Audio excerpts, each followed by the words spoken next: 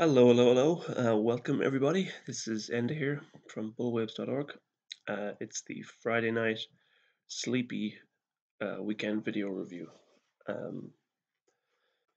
Here we are. We reached the end of another week. It's been an absolute rip roar of a rally in stocks, anyway, and the declines in crude oil just have not abated. It's been actually quite surprising. Noted this evening on the update that crude oil and stocks topped at the recent highs, well, the all-time highs for stocks, but the recent um, multi-year high in crude oil on the very same day. And the prices have declined off that high in a very impulsive fashion in both markets. Excuse me. Um, the stock market has obviously rallied to a lower high, and I think it's a bearish lower high. And the decline in crude has continued. So you can see a kind of, let's say, a bearish divergence in kind of, or a disparity in the, say, general market bullishness that has been, pervasive over the last couple of years. When people tend to be bullish, they tend to be bullish in everything. When they tend to speculate, they tend to speculate in everything. So it is interesting to note that two major markets have diverged, and two major markets which are which are no strangers to speculation, let's say, and the crude oil market is no stranger to speculation. So that's an interesting little tidbit to note there. Excuse me. It's Friday, but oh gosh, I'm I'm dying here on camera. Or sorry, I'm being recorded. It's my final moment, and my body's failing me, and it's Friday night. I've got a glass of wine, so that means I'm going to keep this update short because if I go over 20 minutes, I'll just start to slur my words, and that is very unprofessional, and I would never do something that's unprofessional. Okay, so if you hear any snoring in the background, it's just my dog on the floor. So forgive her. She's 10 years old, so what's that? 70 years old, dog years. Okay, so let's get into the markets. This is Eurodollar 4-hour chart. Obviously, again, this is the 5-wave decline in wave 1 and 3-wave recovery in wave 2, with the alternate counts still kind of in the rear view mirror, indicating maybe it's a diminishing probability now, but maybe a larger run up into a second wave, up again at around the 119 area. Okay, so that's the immediate concern is that we have a 1-2-1-2 pattern complete off the wave 2 high, and the declines over the last couple of days may be again another impulse wave at a lower degree. Let's get into the hourly chart there. That's the decline of the Thursday high. I think it was Wednesday high, sorry. And you can count that as an ongoing 5-wave pattern. I mean, wave 1 could descend a little bit further below support, but for the purposes of illustration right now, we can call that 5 waves down. And early next week, we'd expect a little 3-wave recovery. There's a nice little shelf there of that's probably a previous second wave there within that wave 1 down, so it's about 114.40. So you would like to see wave 2, if that's a 3-wave recovery, you'd like to see it hold below 114.40, and then another further break of support there at 112.99 to confirm a third wave down. So that would be a third wave of a third wave of a third wave of a possible third wave. So like the possibility is that we are moving into a third wave down at 4 degrees of trend. So if this alternate count showing a larger wave 2 is ruled out by a break of support, then the downside potential in Eurodollar, as if it hasn't fallen enough already, but the downside potential in a large third wave is substantial at this stage. So Early next week, that's what I'll be tracking. See if we can get a lower degree signal of that wave 2 high.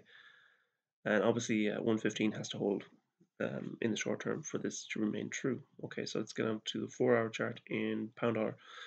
I think we might have a running flat complete at today's, or again Wednesday's high. Let's move that down there. So that's 335 pattern, where wave C does not break the previous extent of wave A.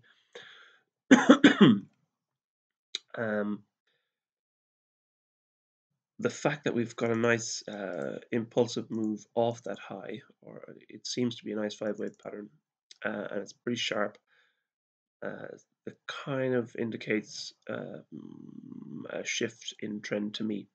So let's get down into, in general, I'm looking at a 1-2 pattern off, again, fourth wave triangle. Was it a fourth wave? No, sorry, a large degree fourth wave move up off the Brexit vote low. Okay, so that was the 4-hour chart, possible running flat in wave 2. Let's get into the hourly chart. So that's that wave 2 high there. You can see wave 1, 2, an extension in wave 3. See, this move here was confounding me all over the last week, really. It does not look impulsive. You could count it as an ending diagonal, which again would point to a 5th wave. The target previously was break 132.98 there. We didn't get there. We got to 131.75, so we're 120 points short there. 130 points short. But all the same, it still counts as a C wave within a running flat wave 2. And the fact that we've got these nice little leaps lower, impulsive declines, and we're down this evening. We didn't quite break the previous 4th wave, but we're almost there, enough to say that we've likely got an impulsive move off the high. And next week, again, as in euro dollar, we'd look for a completion of an impulse wave, bearish impulse wave, in a possible wave 1, and a break of support then to pretty much call wave 2 complete. Okay, so that's pound dollar. We're moving through here. It's not so bad. And again, here comes the running flat thesis in euro dollar. And I'm kind of, excuse me, 50-50 between the alternate account here in dollar yen. 50-50 between the alternate account and the current wave count shown here. This is the 4-hour chart. So that let's get out to the daily chart. That alternate count shows a wave A high stays the same here way back in 2015, and off that wave A high at 125, we count a very large degree triangle in wave B. So that would be A. Let's get the crosshairs on there. So wave A down, wave B up, wave C down, wave E up, and a possibly complete wave. Sorry, D up and a possibly complete wave E. We're so close to the end of both of those, or or at least that pattern, that it's worth considering the bullish potential here. And the minimum target would be a break of that previous 125 high in either the initial stages of a large C wave up, or this continuing wave 3 up. So that's the daily chart. Let's get down. And the 4-hour chart just shows this the completing wave D and E, or sorry, the alternate wave D and E, or the current wave 1, and maybe running flat wave 2. Again, there's my throat acting up. The nice impulsive move over the last week and a half or so kind of shifted things within the short-term wave count, but we've been I've been bullish on dollar yen for a good while, and we've had these extended corrections and higher lows. So in general, the dollar is catching a bid, and that would be quite disconcerting for the stock market. I mean, if the underlying currency is running higher, and the stock market and the major uh, or indices, the major indices in that currency are, sticking around at all-time highs, I would bet on the forex market winning out on that one. Because in general, my thesis is that a sell-off in or a general shift in social mood to the downside would concur with a sell-off in the stock market and a run-up in the dollar. And the reason there would be a run-up in the dollar is as a kind of a, let's say, a safe haven bet, or a run to the most liquid asset, which is cash. And it doesn't matter what we might think about the underlying values or characteristics of fiat currencies. That just doesn't matter to a scared and running populace who will just hoard cash like there is no tomorrow. And an extremely indebted society will run to cash quicker than um, a society that is, soundly based on surpluses and, let's say, sounder policies, rather than our Western societies, which are pretty much wholly and completely sold into debt. So uh, let's get off that bad. that's, that's a bad subject for me to be talking about. Okay, dollar yen in general, right? We're looking at a possible run up into a third wave. Let's get into the hourly chart. So the short term pattern is, it's not completely satisfactory to me, but it works on many levels. So I'm going to go with it for the moment. The idea being that we've had a possible wave one up and maybe an expanded flat wave two happening right now, or else you could call this high here, the previous high, as wave one, and then again an expanded flat in a wave two. The the apparent three wave move off this previous wave four here does suggest a B wave um, within this configuration, but for the moment I'm going to stick with this as the wave one high and then an ABC wave two pattern. Either way, whichever way you count it, you're still looking at a decline into that previous fourth wave, which would be about 112.50 to complete a 1-2 pattern to the upside. And then again, if we get a break higher above, let's see where that is. That previous wave B is 114. If you've got to push above 114 again, you pretty much be banking on a large scale run up in a third wave higher. Okay, so that's the dollar FX market done. Let's get into stocks. So we've had a sell off today. The market has ended at a lower high with a little. There was a in the cash market there wasn't such a bid, but in the aftermarket then there was further bid off the low, which to me doesn't say a whole lot because the big dogs don't trade the aftermarket. So let's see what the big dogs do on Monday. So far, I've still got 5 waves down in wave 1 and a 3-wave corrective pattern in wave 2. I noted that the extremes in bullishness have not abated. This decline was not enough to, let's see, what did we get in the end?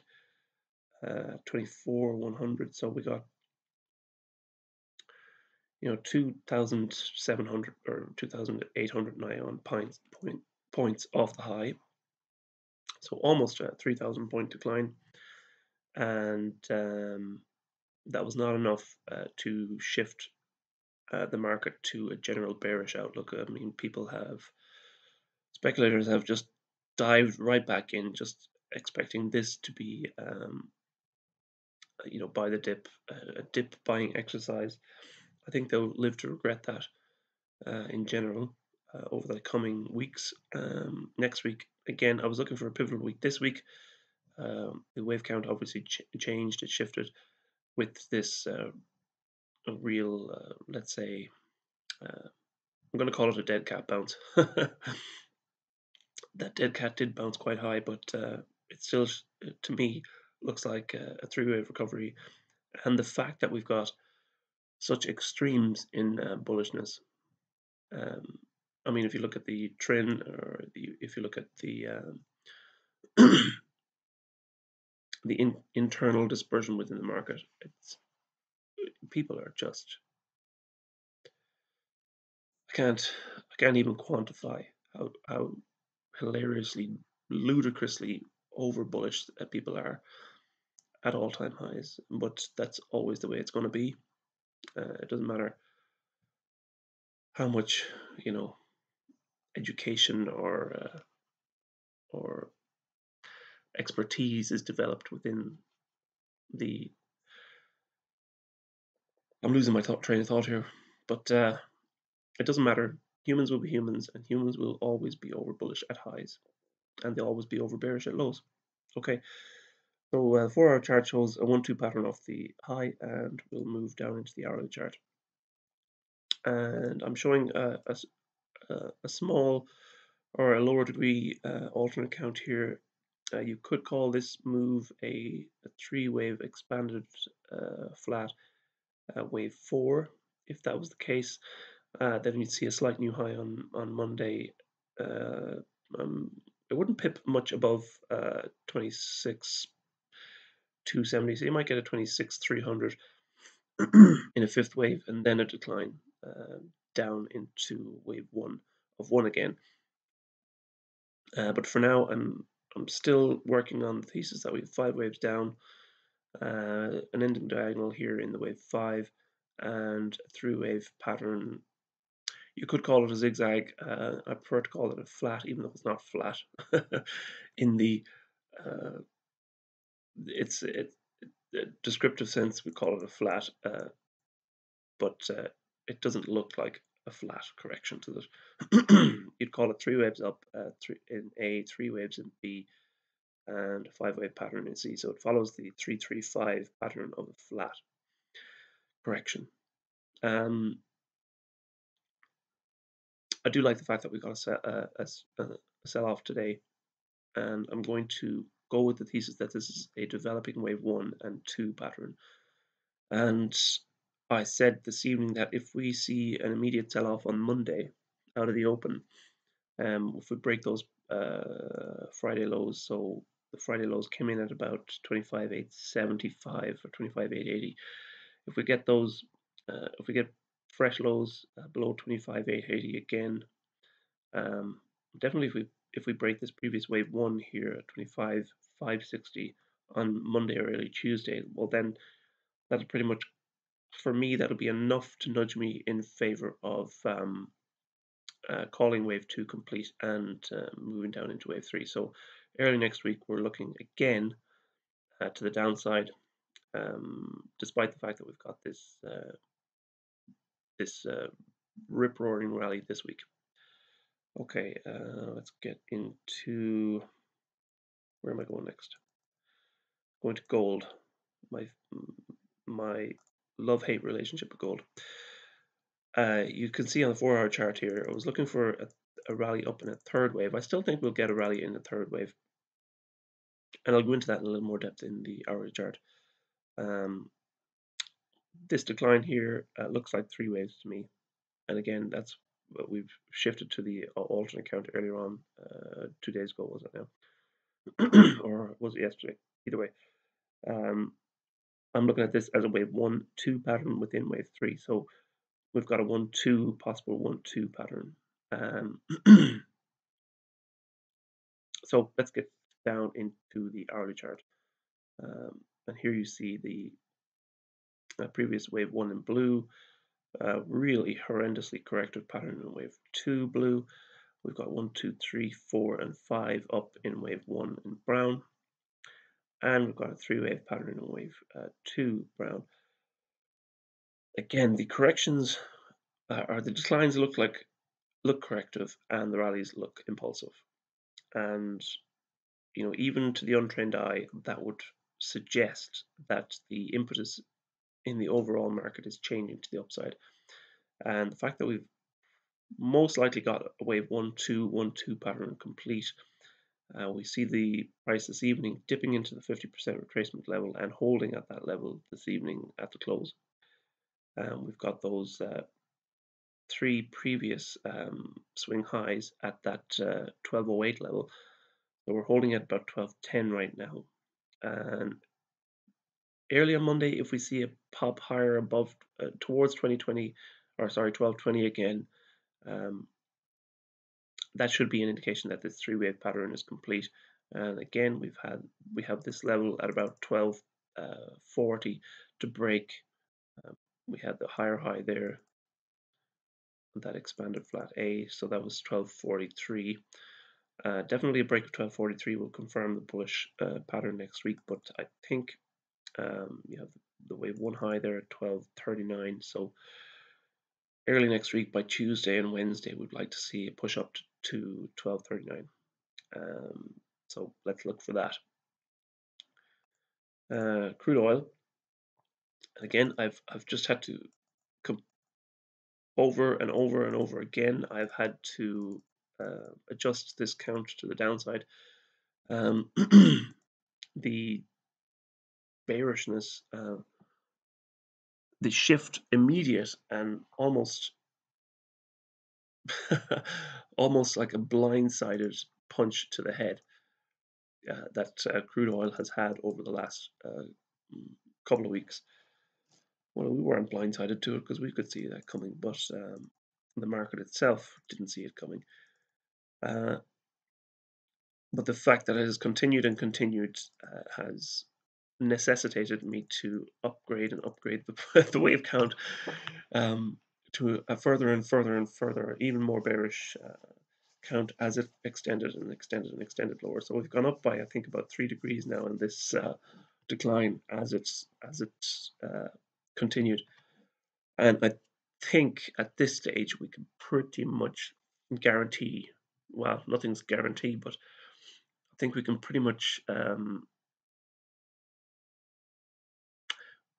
we could wager that next week we'll see a decent rally in wave 2, and I think it'll probably even extend into the week after that.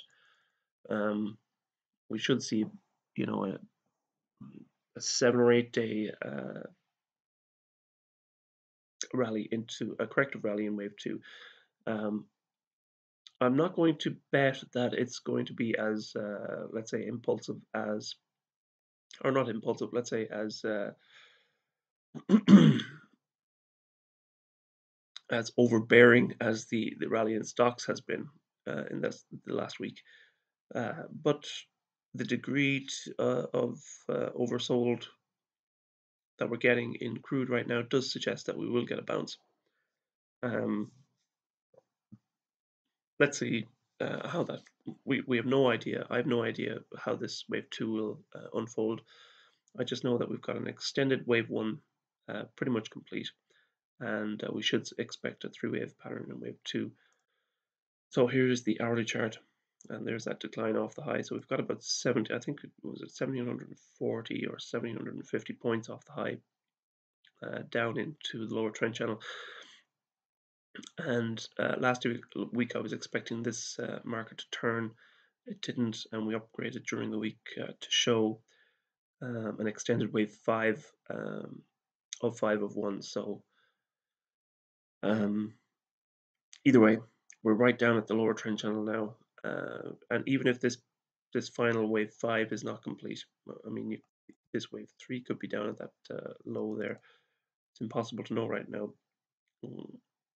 The bounce today, or the flatlining today, may be the first wave up in a 3-wave wave A. Usually in a zigzag pattern, you would see a sharper kind of spike off the lows. So we'll see how that works out next week.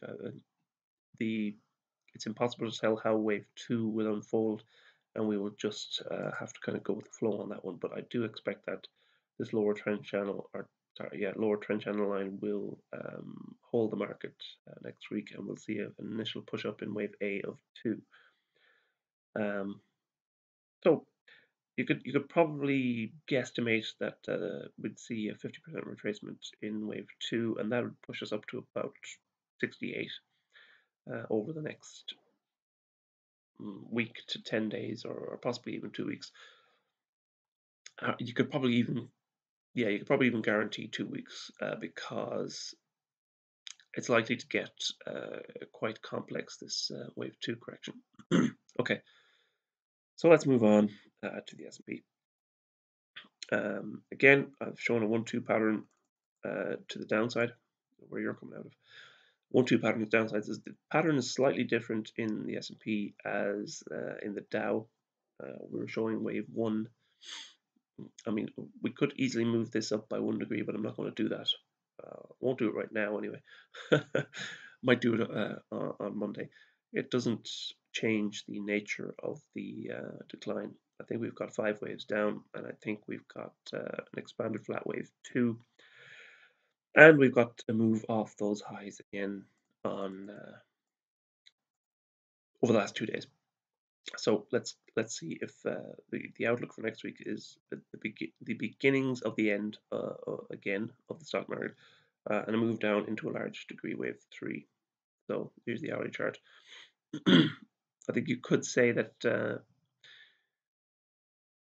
as opposed or as contrasted with the Dow, I think the decline off the high in the S&P is more impulsive and is less likely to be a fourth wave, because we've got a push towards that previous high there, and a possible little pip over the previous high here in the expanded flat.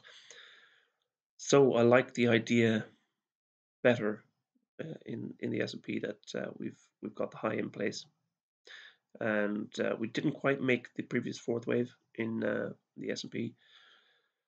So all this to say that more likely that we're moving down into a wave one, and I can't really confirm